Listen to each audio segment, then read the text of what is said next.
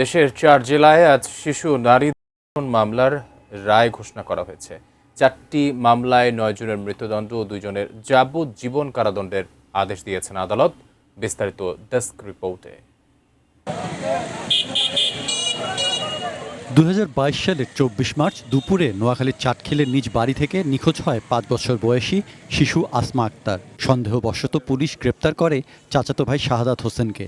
ঘটনার 9 দিন পর শাহাদাতের দেয়া তথ্যের ভিত্তিতে বাড়ির পেছনের সেপটিক ট্যাঙ্ক থেকে আসমার মৃতদেহ উদ্ধার করে police.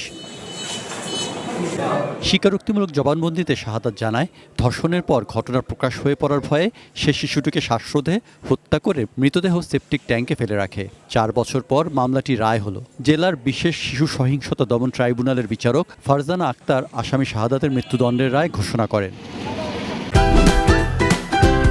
Optical brightener, photo catalyst, active granule সমৃদ্ধ বসুন্ধরা পাওয়ার ওয়াশ, ঝলমলে কাপড়ে ফুরফুরে মন।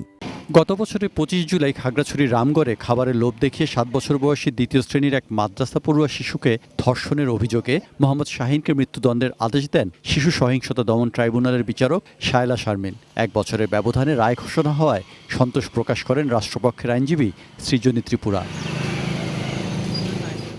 একই বছরে 25 মে জামালপুরের বক্সিগঞ্জে মানজালিয়া গ্রামের এক গৃহবধূকে সংঘবদ্ধ ধর্ষণের মামলায় ইউপি সদস্যসহ 7 জনকে মৃত্যুদণ্ড দেওয়া হয়েছে।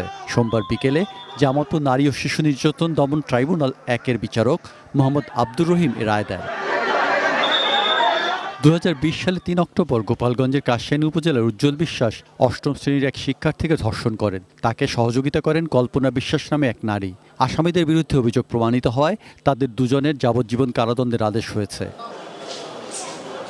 Saikat Dasgupta, desk report, ATN news.